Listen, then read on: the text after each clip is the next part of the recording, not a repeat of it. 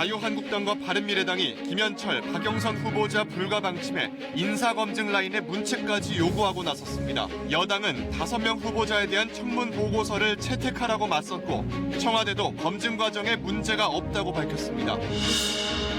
한미 정상회담을 열흘 앞두고 문재인 대통령이 한반도 평화 프로세스를 진전시키기 위해 한미 간에 깊은 논의를 할 것이라고 밝혔습니다.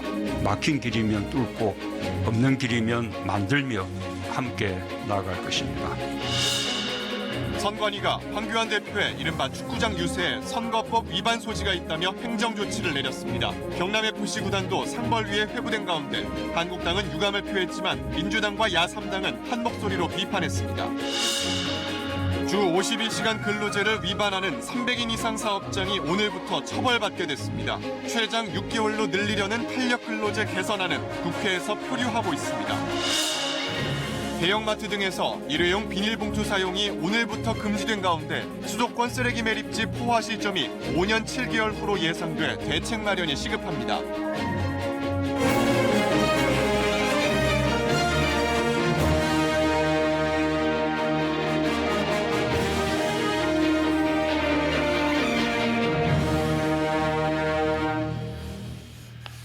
여러분 안녕하십니까? 9시 뉴스입니다. 어제 장관 후보자 2명의 낙마 이후 오늘 국회는 책임론과 후속 조치를 놓고 첨예한 대립과 논쟁이 계속됐습니다. 야당은 김현철, 박영선 두 후보자도 철회하고 청와대 인사검증 라인의 조국, 조현옥 두 수석도 책임을 물어 경질하라고 요구했습니다. 여권은 더 이상의 요구는 안 된다면서 나머지 후보자 5명을 사수하겠다고 선을 그었습니다. 자, 소식은 김현주 기자가 전해드립니다. 2명이 낙마했지만 자유한국당의 강경 기류는 달라지지 않았습니다. 박영선, 김현철 두 후보자로 타깃을 좁히고 사퇴를 요구 중입니다. 2명의 장관을 낙마시킨 것은 두 사람의 후보를 구하기 위한 꼬리 자르기라고 생각하기 때문입니다. 특히 박 후보자에 대한 공세 수위가 높습니다.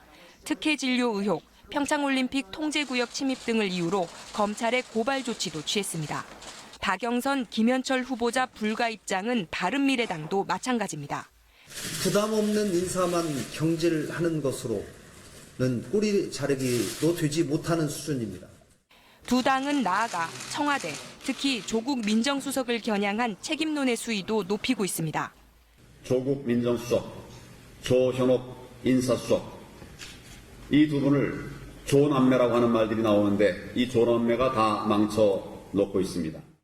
국민을 조금이라도 존중한다는 대통령의 의견을 전달해요. 여당 지도부는 우선 자성의 목소리를 내놨습니다. 청와대가 조기에 결단을 내린 것으로 평가합니다. 우리 당도 또한 깊은 성찰과 자성의 계기로 삼겠습니다. 그러나 조국 수석 등 청와대 인사라인 책임론에 대해서는 비공식 회의에서조차 언급하지 않았습니다. 더 밀릴 수 없다는 취지입니다. 나머지 후보자를 사수하겠다는 입장도 명확히 했습니다. 나머지 5분들은 청문 보고서가 채택이 되도록 최선을 다하도록 하겠습니다. 여야가 공격과 방어선을 명확히 한 가운데 나머지 후보 중 문체부 장관에 대한 인사청문 보고서는 오늘 채택됐습니다. KBS 뉴스 김현주입니다. 네, 현재까지 청와대의 입장도 2명의 낙마 이외에 더 이상의 조치는 없다입니다. 청와대 연결하겠습니다. 이병도 기자, 오늘 아침 대통령 주재로 수석 보좌관 회의가 열렸죠. 관심이 쏠릴 수밖에 없었을 텐데 별다른 대통령의 언급이 없었다고요? 네, 오전 회의 모두 발언에서 대통령이 무슨 말을 할지가 관심이었는데요. 장관 후보자 낙마와 관련한 문재인 대통령의 언급은 없었습니다. 네, 야당의 요구와 주장에 대한 청와대의 입장 하나씩 정리해보죠. 오후 들어서 윤도한 청와대 국민소통수석이 많은 발언을 한 것 같습니다. 먼저 이 박영선, 김현철 두 후보자에 대한 청와대의 입장은 어떻게 됩니까? 네, 다른 후보자에 대해 추가 조치 계획이 없다는 겁니다. 검증 기준에도 또 국민 눈높이에도 문제가 없다는 기존 입장도 재확인했습니다. 박영선, 김현철 두 후보자에 대한 지명 철회나 사퇴 요구에 대해선 주장일 뿐이다라고 일축했습니다. 예, 주장일 뿐이다. 그런데 야당의 화살이 청와대 인사 민정 라인으로도 향하고 있습니다. 이 부분도 청와대의 입장의 변화는 없는 거죠? 네, 그렇습니다. 오늘 조국, 조현옥 두 수석의 거취에 대해서 기자들의 질문이 쏟아졌는데요. 윤 수석의 말을 한마디로 정리하면 이렇습니다. 검증 과정에 특별히 문제가 있었다고 파악된 것은 없다. 문제가 없으니 특별한 조치도 없다. 였습니다. 네, 결국 정면 돌파하겠다는 뜻으로도 읽히는데 이런 인사 조치와는 별개로 그래도 청와대의 검증 기준과 또 국민의 정서가 이번에 맞지 않는 것은 맞지 않겠느냐 하는 이런 논란이 여전한데 어떻습니까? 네, 윤두한 수석은 예를 들어서 설명을 했습니다. 최정호 후보자가 주택 3채를 보유한 건 알았는데 후보자의 능력을 사서 장관으로 모셔야 할 필요가 있었다. 결과적으로 잘못된 선택이었지만 이런 정무적인 판단을 두고 문책할 수는 없다는 게 윤 수석의 설명입니다. 조동호 후보자의 아들이 탄 포르쉐도 3,500만 원이 안 된다면서 미국에서 벤츠와 포르쉐를 탄 것을 판단하기 어렵다고도 했습니다. 결국 마지막 판단은 국회와 국민들이 내린다는 건데 후보자에 대한 1차 판단은 역시 정부의 몫인 만큼 이 해명도 논란이 될 것으로 보입니다. 네, 청와대의 판단에 대해서 국민이 어떻게 판단할지 좀 더 지켜봐야 될 것 같군요. 청와대 이병도 기자였습니다. 문재인 대통령이 오늘 비핵화 협상의 돌파구를 뚫겠다는 강한 의지를 밝혔습니다. 다음 주 11일 한미 정상회담에서 트럼프 대통령과 함께 막힌 길은 뚫고 없는 길은 만들면서 가겠다라고 했습니다. 북한의 호응을 기대한다고도 말했습니다. 정상 간의談判, 이른바 탑다운 방식으로 문제를 풀겠다는 메시지로 보입니다. 그런 차원에서 청와대는 11월 부산에서 열리는 한 아세안 특별 정상회의에 김정은 위원장을 초청하는 문제도 협의하겠다고 밝혔습니다. 김지선 기자의 보도입니다. 하노이 북미 정상회담이 합의문 없이 끝난 지 40여일 만에 열리는 한미 정상회담. 윤 대통령은 이번 회담은 대화의 동력을 빨리 되살리기 위한 한미 간의 노력으로 이뤄지는 것이라고 강조했습니다. 또 이런 노력에 북한도 호응하길 기대한다고 언급했습니다. 하노이 회담 합의 불발로 일시적인 어려움이 있긴 하지만 정상 간談判으로 돌파구를 마련할 수 있으니 다시 대화의 장으로 나오라고 촉구한 것으로 해석됩니다. 트럼프 대통령과 함께 길을 찾겠습니다. 막힌 길이면 뚫고 없는 길이면 만들며 함께 나아갈 것입니다. 북한을 견인할 만한 대책이 있느냐는 질문에 청와대는 여러 방안을 준비해야 하지 않겠느냐고 답했습니다. 일각에서 제기한 한미 동맹 균열론에 대해 문 대통령은 강한 어조로 반박했습니다. 한미는 긴밀한 공조를 유지하고 있고 비핵화 목표도 완전히 일치하는데 공조의 틈을 벌리는 시도는 국익에 결코 도움이 되지 않는 무책임한 일이라는 겁니다. 청와대는 11월 부산에서 개최하는 한 아세안 특별 정상회의에 김정은 위원장을 초청하는 문제도 협의하겠다고 밝혔습니다. 참석이 성사될 경우 김 위원장은 첫 다자 외교 무대에 서게 됩니다. 그러나 관건은 역시 북미 대화 재개 여부인 만큼 윤 대통령은 남은 기간 동안 북미 접점을 찾는 데 주력할 것으로 보입니다. KBS 뉴스 김지선입니다. 네, 다음 주에 한미 정상회담에서 의견을 조율하고 나면 청와대는 곧바로 남북 정상 간의 대화를 통해서 비핵화 협상에 재시동을 걸 것으로 보입니다. 미국과 북한 모두 받아들일 수 있는 협상 중재안이 관건입니다. 어떤 협상안이 있을 수 있는지 또 어느 시점에서 이루어질지 이효영 기자가 짚어봤습니다. 한미 정상회담 의제 논의에 나선 김현종 안보실 2차장. 무엇보다 비핵화의 정의가 중요하다고 강조했습니다. 포괄적인 definition of 그 비핵화, 그게 중요한 거 아니겠어요? 그래서 그 목적 달성하는 것과 그 방식을 어떻게 할 것인지 그걸 논의할 겁니다. 현재 핵에서 미래 핵 그리고 미사일 프로그램까지 이른바 일괄 타결을 요구하는 미국과 영변 핵시설 폐기를 시작으로 단계적 동시적 상응 조치를 주장하는 북한. 우리 정부가 포괄적 합의와 단계적 이행이라는 접점을 이끌어내기 위해선 무엇보다 완전한 비핵화 개념에 대해 북미 간 합의점을 도출해야 합니다.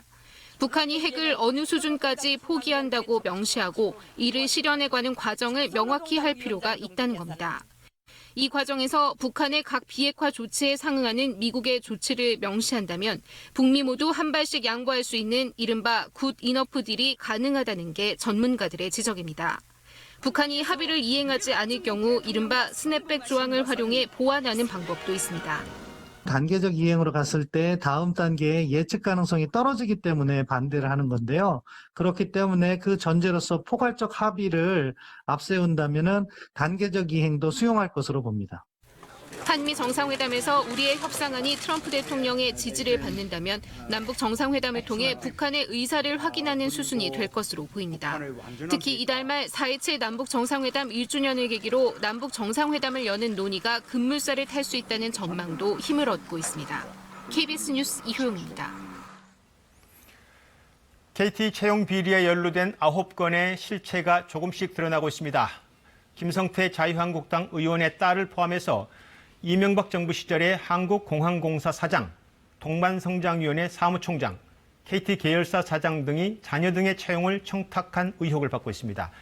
검찰은 이석재 전 KT 회장과 김성태 의원을 조만간 소환 조사할 예정입니다. 강병수 기자가 전해드립니다.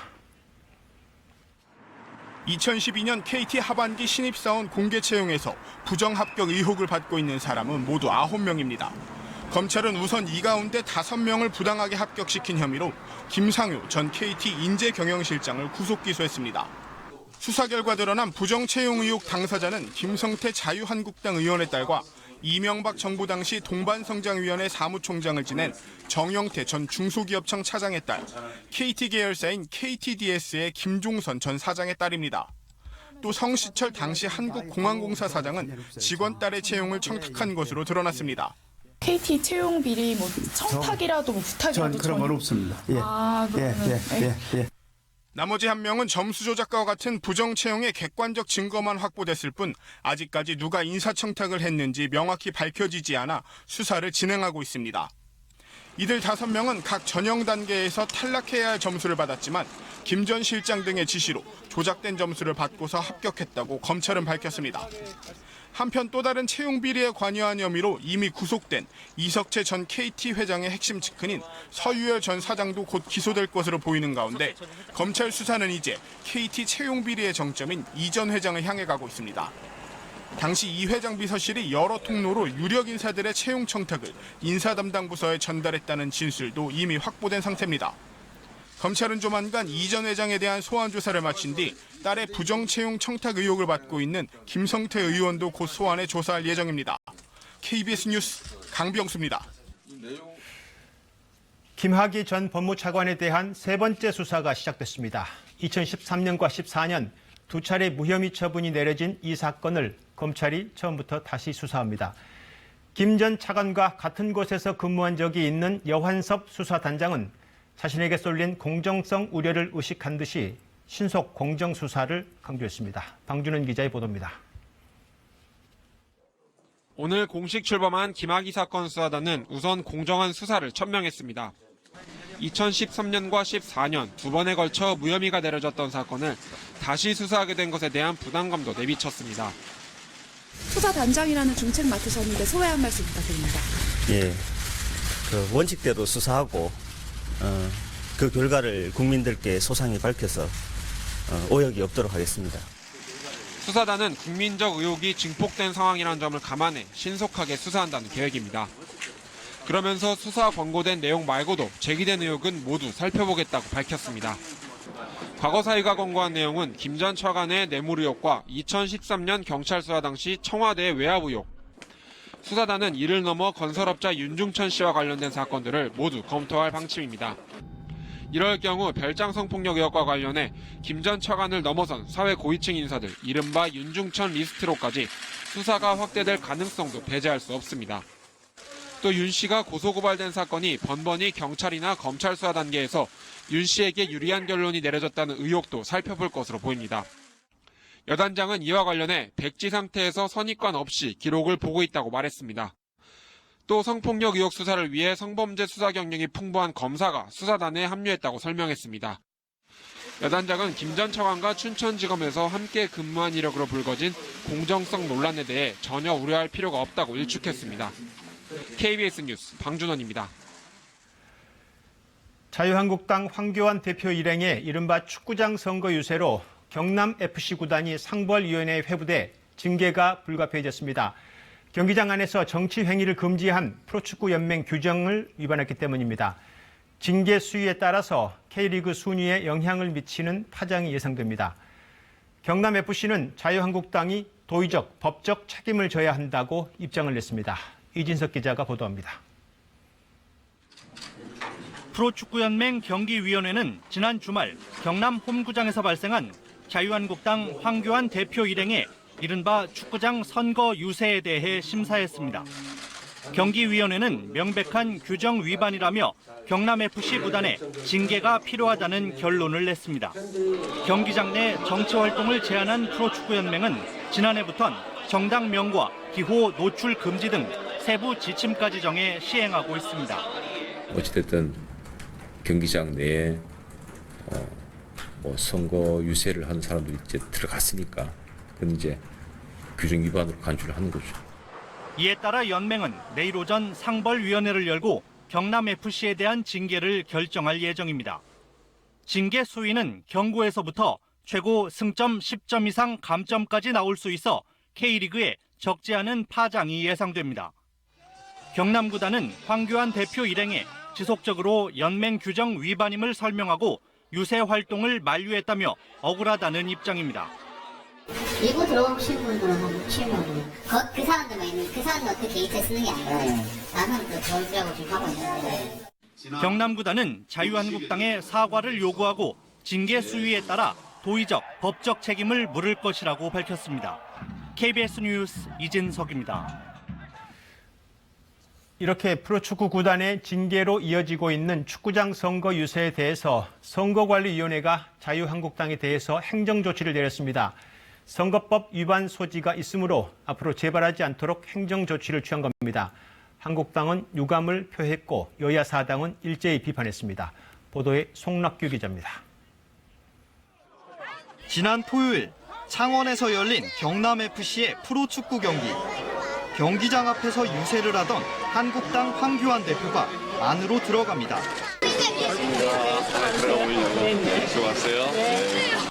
당명과 기호명이 적힌 옷을 입고 축구장 안에 들어가 유세를 한 게 알려지면서 선거법 위반 논란도 일었습니다. 논란이 계속되자 선관위가 답을 내놨습니다. 한국당에 공명선거 협조 요청을 보낸 겁니다.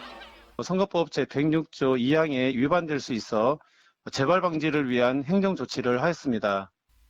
공직선거법 106조는 누구나 자유롭게 왕래하는 공개된 장소에서만 선거운동이 가능하다고 규정하고 있습니다. 입장료를 내는 축구장은 이 공개된 장소에 해당하지 않는다는 겁니다. 한국당은 사전에 선관위에 경기장 안에서 유세가 가능한지 물어 가능하다는 답변을 받았다며 지극히 부당한 처사라고 주장했습니다.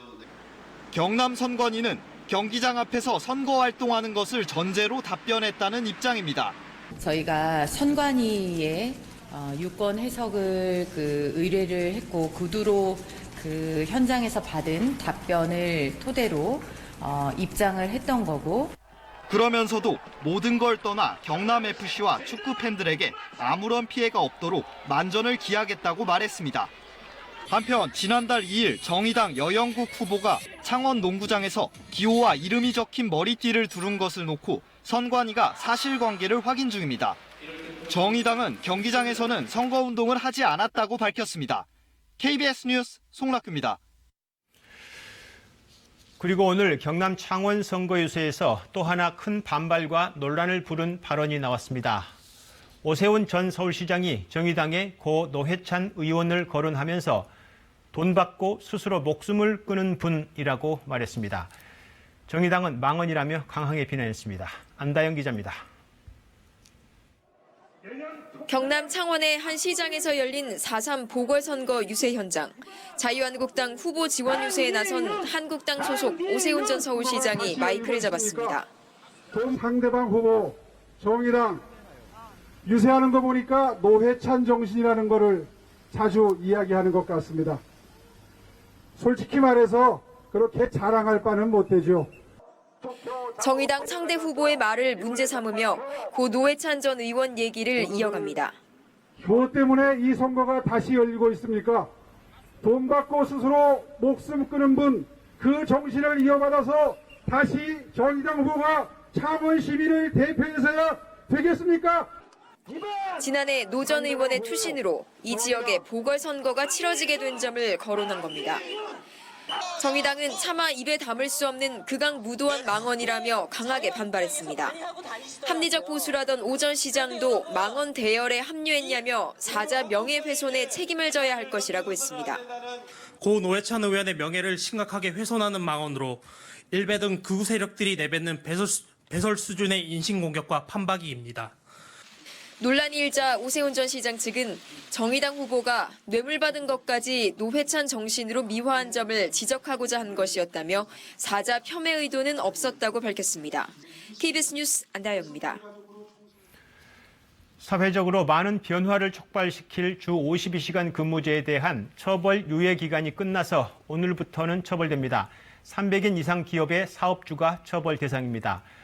그러나 관련된 탄력 근로제 법안이 국회에 계류 중이고 노동계의 반발도 여전해서 현장의 혼란은 당분간 이어질 것으로 보입니다. 먼저 최광호 기자의 보도입니다. 골프용품을 생산하는 한 업체. 68시간이던 주당 근무 시간을 최근 8시간 정도 줄였습니다. 자동화 기계를 들여놓고 주말 근무도 축소해 일하는 시간을 줄인 겁니다. 직원 수가 300명이 안 돼서 당장은 아니지만 내년부터는 이 회사도 주 52시간 적용 대상입니다. 근로시간도 단축이 되는 부분이 되는 거고 최저임금도 계속 올라가는 그런 추세이기 때문에 그런 준비를 할 수밖에 없는 사항이었습니다. 주 52시간 근무제가 도입된 건 지난해 7월. 9달의 계도 기간이 끝나 오늘부터 300명 이상 사업장은 주 52시간제를 어기면 처벌 대상이 됩니다. 처음 적발 때는 넉 달까지 시정 기간을 주지만 이후에도 변화가 없다면 사업주는 형사처벌을 받을 수 있습니다. 아직 남은 문제는 탄력 근로제입니다. 탄력 근로제를 도입하겠다고 신고한 기업은 관련법 통과 시점까지 또 한 번 처벌을 유예해주기로 했습니다. 그러나 탄력 근로 단위 기간을 3개월에서 6개월로 연장하는 관련법 개정안은 국회에서 여전히 계류 중입니다. 산업 현장에서 탄력 근로제에 관련된 법이 통과되도록 절실하게 목소리가 들려오고 있습니다. 그래서 그런 측면에서 국회에 협조 요청을 간곡하게 요청하기 위해서. 이 과정에서 탄력 근로제 확대를 반대하는 노동계 일각의 목소리를 어떻게 끌어안을지도 남은 숙제입니다. 민주노총은 3월 임시국회가 끝나는 이번 주 금요일까지 국회 앞 노숙 등 집중 투쟁을 예고했습니다. KBS 뉴스 최강호입니다. 이렇게 법적 처벌이 시행되면서 곳곳에서 민감한 상황이 벌어지고 있습니다. 예를 들면 업무 시간이 끝났지만 업무상 누군가를 접대할 경우는 근무에 포함되는지, 사내 교육이나 워크숍은 어떻게 되는지, 또 52시간 초과 근무를 신고하면 혹시 내가 불이익 받지는 않을지 민감한 문제들이 현실로 다가오고 있습니다. 변진석 기자가 하나씩 짚어봤습니다. 주 52시간, 쉽게 말하면 일주 최장 근로시간 40시간에 연장 최대 12시간입니다. 여기에는 토, 일도 포함됩니다. 만약 이 시간보다 많이 일하라고 강요받았다면 신고할 수 있을까요? 네, 고용노동부 대표번호 1350으로 전화하면 신고 절차를 안내받을 수 있습니다. 또 각 지방노동청에 전화하거나 직접 찾아가서 신고할 수도 있습니다. 혹시 신고하면 불이익 받지 않을까 걱정되시죠? 정부는 비밀에 붙인다고 합니다. 하지만 보다 철저한 신원 보호 대책은 필요해 보입니다. 주 52시간 근무제를 어겨도 근로자는 처벌받지 않습니다. 사용자만 2년 이하 징역이나 2천만 원 이하 벌금에 처해질 수 있습니다. 이 영세 자영업자에게는 당장 적용되지는 않습니다. 50에서 300명 미만 사업장은 내년 1월부터, 5명에서 50명 미만 사업장은 2021년 7월부터 해당됩니다. 15살 이상, 18살 미만, 연소 근로자라고 하는데요. 성인 근로자 외에 연소 근로자의 근로시간도 하루 7시간, 주 35시간으로 줄어듭니다. 다만 사전에 합의하면 하루 1시간, 일주일에 5시간은 더 일할 수 있습니다. 또 아파트 경비원, 고시원 총무 등 돌발적인 업무에 대기하는 시간 역시 근로시간에 포함됩니다. 출장도 인정되는데 몇 시간 인정할지는 노사 간에 합의를 해야 합니다. 사내 교육이나 워크숍, 물론 근로시간에 포함됩니다. 근로시간 외에 업무로 사람을 만나는 접대 어떨까요? 지시나 승인을 받으면 접대는 근무로 인정됩니다. 회식도 근로시간에 포함될까요? 이 회식은 친목 모임 성격이라 포함 안 된다는 게 정부 해석입니다. KBS 뉴스 변진석입니다. 장 보러 가셨다 일회용 비닐 사용을 두고 혼란스러웠던 분들 적지 않으셨을 텐데요. 환경보호를 위해 오늘부터 일부 식품을 제외하고는 일회용 비닐 사용이 전격 금지됐습니다. 조혜진 기자가 보도합니다. 장본 물건들을 두 손 가득 든 채 계산대로 향하는 고객. 장바구니 대신 쓰려고 챙겨온 속비닐들을 꺼내듭니다. 직원이 사용을 제지하자 떼를 씁니다.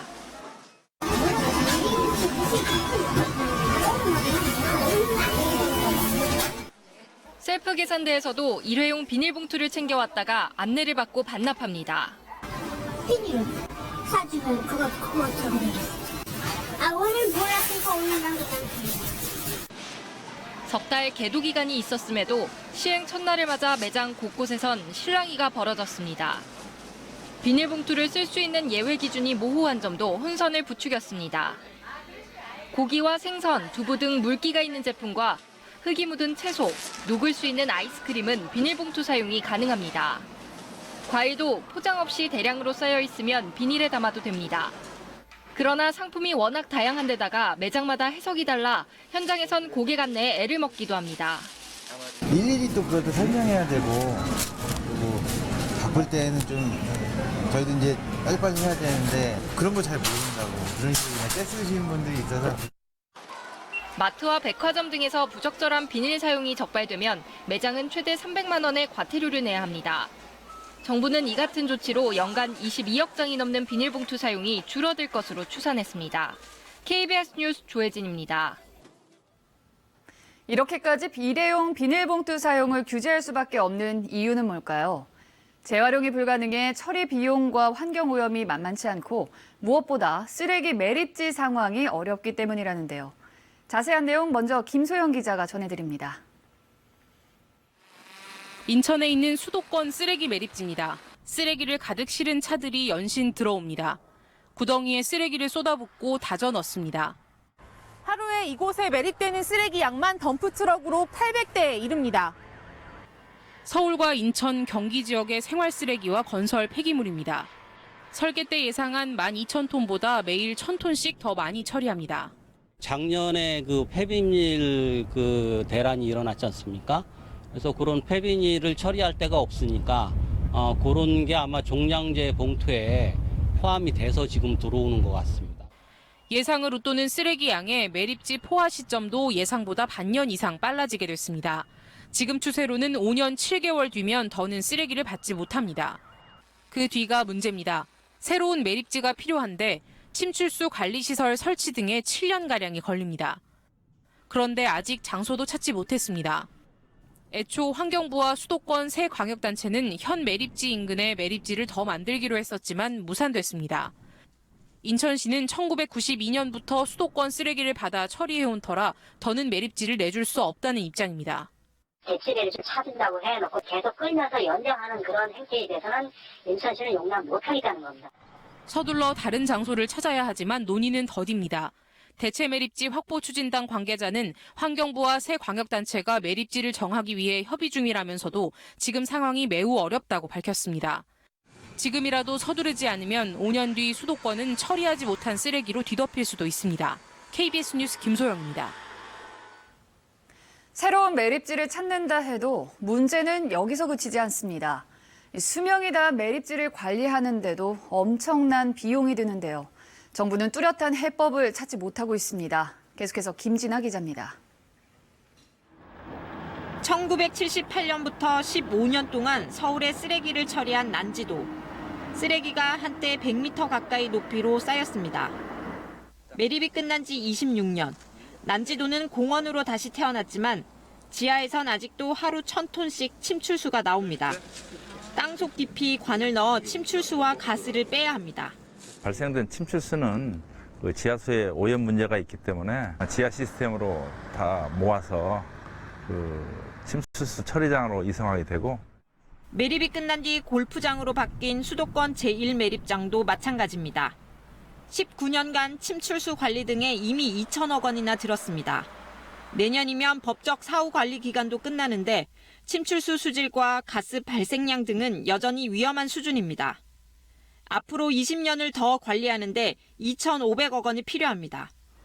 서울시와 인천시, 경기도는 난감한 입장입니다. 운영위원회에서 전체 비용이 얼마나 들어가는데 현계시도가 그러면 어떻게 분담할 것인지 구체적으로 논의된 적은 없어요. 사용을 마친 전국 쓰레기 매립지 20곳 가운데 사후 관리를 끝내도 된다는 진단이 나온 곳은 한 곳뿐입니다. 쓰레기를 줄이고 재활용을 극대화시키고 그래도 어쩔 수 없는 폐기물의 경우에는 매립 대신에 태워서 해마다 땅에 묻는 쓰레기는 1,100만 톤에 이릅니다. 정부는 매립 전에 쓰레기를 한 번 더 분리 선별해 묻는 양을 최소화할 방침이지만 예산 등 문제로 어려움을 겪고 있습니다. KBS 뉴스 김진아입니다. 연예인들 대화방에서 경찰총장으로 불린 윤모 총경이 부인에 이어 자신도 가수 승리가 속한 그룹 빅뱅의 콘서트 초대권을 무료로 받은 것으로 드러났습니다. 시기도 청와대 재직 당시입니다. 이런 가운데 가수 승리의 성매매 알선 의혹을 일부 뒷받침하는 관련 여성들의 진술을 경찰이 확보했습니다. 김수연 기자입니다. 2017년 12월 서울에서 열린 그룹 빅뱅의 콘서트입니다. 가수 승리는 이 콘서트 초대권 20장을 유리홀딩스 유인석 대표에게 줬고 이 가운데 3장이 윤모 총경에게 공짜로 넘겨졌습니다. 경찰은 윤 총경과 유 대표 모두 초대권을 주고받은 사실을 인정했다고 밝혔습니다. 공연 당시 윤 총경은 청와대 민정수석실에 근무 중이었습니다. 돈 받으신 적 있어요 혹시? 없습니다. 앞서 윤 총경의 부인 김모 경정도 가수 최종훈 씨에게서 말레이시아 공연 티켓을 받아 경찰 조사를 받았습니다. 경찰은 윤 총경을 공무상 비밀누설 혐의에 이어 청탁금지법 위반 혐의로 추가 입건했습니다. 경찰은 윤 총경과 유 대표 등이 만난 골프장을 압수수색해 조사하는 등 추가적인 청탁과 대가가 더 오갔는지 확인하고 있습니다. 이런 가운데 경찰은 가수 승리의 성매매 알선 의혹과 관련해 일부 여성들로부터 성매매 정황을 입증할 수 있는 진술을 일부 확보했다고 밝혔습니다. 경찰은 승리와 유 대표가 함께 있는 대화방에서 외국인 투자자들에게 성매매를 알선했다는 혐의를 잡고 수사를 벌이고 있습니다. 또 2017년 12월 필리핀에서 열린 승리의 생일 파티에서 성매매 알선이 있었다는 의혹도 조사하고 있습니다. 이에 대해 승리 측 변호인은 성매매 알선은 없었다며 전면 부인했고 유 대표가 윤 총경에게 공연 초대권을 건넨 사실도 몰랐다고 밝혔습니다. KBS 뉴스 김수연입니다. 재벌가 창업주의 손자들이 변종 마약인 고농축 대마 액상을 구입한 혐의로 경찰의 수사선상에 올랐습니다. SK그룹 창업주의 손자는 오늘 경찰에 붙잡혔고 현대그룹 창업주의 손자는 불구속 입건됐습니다. 이진현 기자의 보도입니다. 오늘 붙잡힌 31살 최모 씨는 SK 창업주 고 최종건 회장의 손자이자 현 SK그룹 최태원 회장의 오촌 조카입니다. 인천지방경찰청 마약수사대는 마약류 관리에 관한 법률 위반 혐의로 최 씨를 오늘 경기도 성남시 분당구의 한 회사에서 검거했습니다. 마약 투약 혐의 인정하십니까? 최 씨는 지난해 3월부터 마약 공급책인 27살 이모 씨를 통해 고농축 대마 액상을 4g씩 모두 5차례 구매한 혐의를 받고 있습니다. 지난달 검거된 이 씨는 최 씨가 대마 구매 자금을 통장으로 보내주면 이를 비트코인으로 바꾼 뒤 SNS 등을 통해 알게 된 판매자에게 대마를 구매했다고 경찰에 진술했습니다. 이 씨는 최 씨의 집으로 찾아가 대마를 직접 전달했다고 말했습니다. 이들이 구매한 대마 액상은 일반적인 대마초와 달리 흡연에도 특유의 냄새가 적은 것으로 알려졌으며 쿠키로 위장한 것도 포함돼 있습니다. 경찰은 최 씨가 대마를 구매한 뒤 실제 투약했는지 확인하고 구속영장을 신청할 예정입니다. 경찰은 또 현대그룹 고 정주영 명예회장의 손자인 28살 정모 씨도 같은 종류의 대마 액상을 구입한 정황을 포착하고 불구속 입건했습니다. 해외에 있는 정 씨가 국내에 귀국하면 곧바로 조사할 계획입니다. 경찰은 재벌가 3세 등 부유층 자녀들이 모임을 만들어 활동하며 마약을 투약한 걸로 보고 수사를 확대할 예정입니다. KBS 뉴스 이진현입니다. 재벌 총수들도 연봉과 퇴직금을 받는데요. 사회적 물의를 일으켜도 여전히 고액의 보수가 들어옵니다. 지난해 조양호 한진 회장은 계열사에서 무려 107억 원에 이르는 보수를, 코오롱 이웅열 전 회장도 퇴직금으로만 410억 원을 받았습니다. 총수 일가가 여러 계열사에서 겸직을 하는 데다 이들을 견제할 장치가 없기 때문입니다. 보도에 박대기 기자입니다. 조양호 한진그룹 회장, 기업 가치를 훼손하거나 주주권의 침해 이력이 있다는 국민연금 그리고 주주들의 손에 대한항공 대표이사에서 물러났습니다. 하지만 지난해 받은 연봉은 나온 것만 무려 107억 원입니다. 대한항공에서 31억 원, 한진칼에서 26억 원, 한국공항에서 23억 원, 진에어에서 14억 원 등입니다. 연봉을 밝히지 않은 4개 계열사를 합하면 총액은 더 많습니다. 게다가 조양호 회장의 퇴직금은 700억 원이 넘을 것으로 추산됩니다.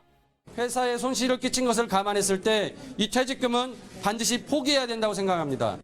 지난해 용태로 화제가 된 코오롱 이웅열 전 회장은 퇴직금으로만 410억 원을 받았습니다. 이처럼 고액의 연봉과 퇴직금이 가능한 이유는 여러 계열사의 이사로 겸직을 하면서 연봉을 따로 받기 때문입니다. 또 보수를 정하는 이사회가 총수 일가의 수중에 있어 사회적 물의를 일으켜도 보수액은 줄어들지 않습니다. 일감 몰아주기 혐의로 공정위가 고발을 검토 중인 대림산업 이해욱 회장은 지난해 100억 원이 넘는 연봉을 받았습니다. 그 전해보다 5배가 넘습니다. 왜 전문 경영인보다 총수 일가들이 더 가져가느냐. 어떤 총수 일가들의 협상력 또는 기업 내에서 힘이 강하기 때문에 더 임금을 가져가는 걸 수도 있고요. 총수 일가가 사익을 챙기지 못하도록 사회이사의 적극적 개입과 제어 장치가 필요한 이유입니다. KBS 뉴스 박대기입니다.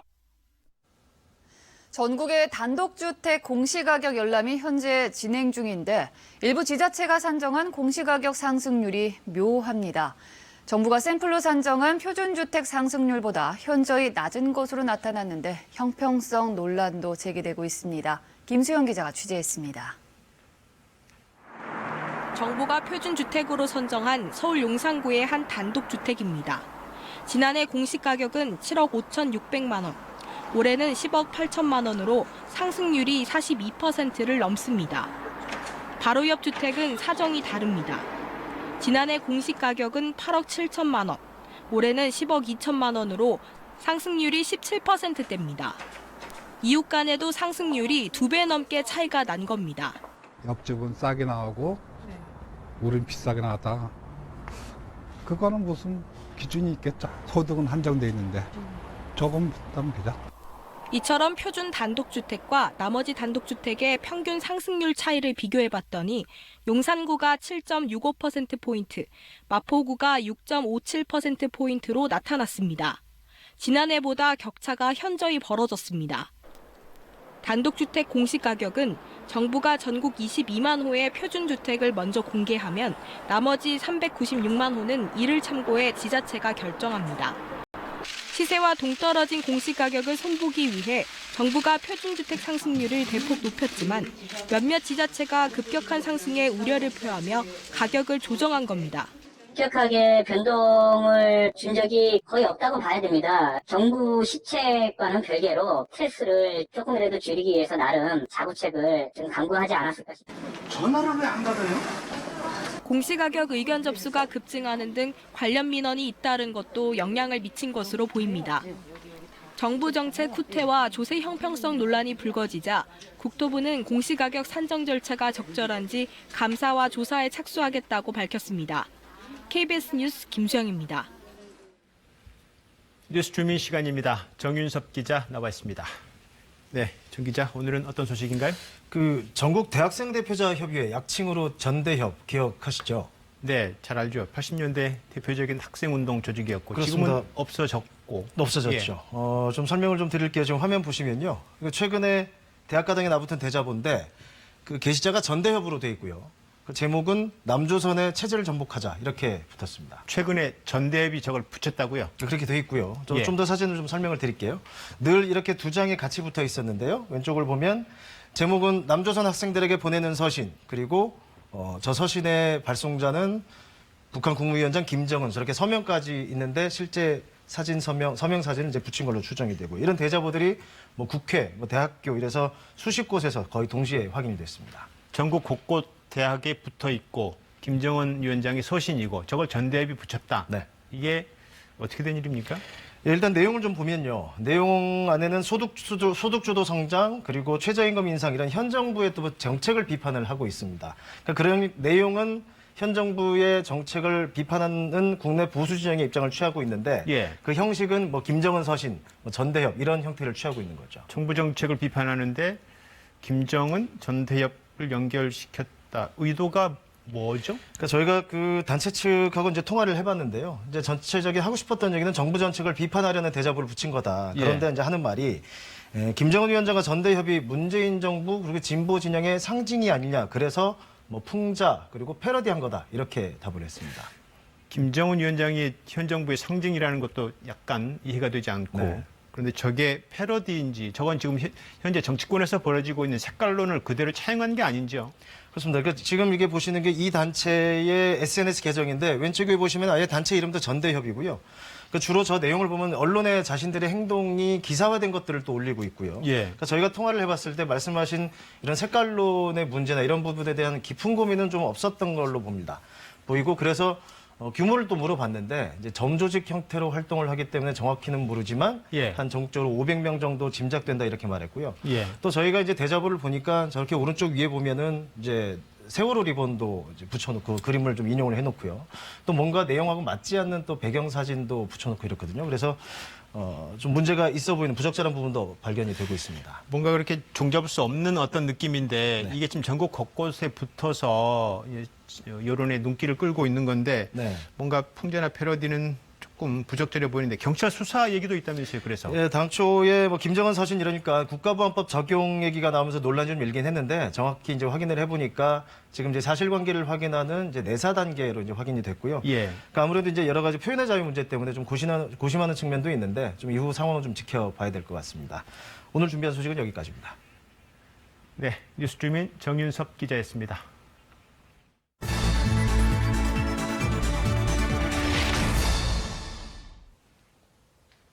정권 부패에 성난 민심의 선택, 동유럽도 예외는 아니었습니다.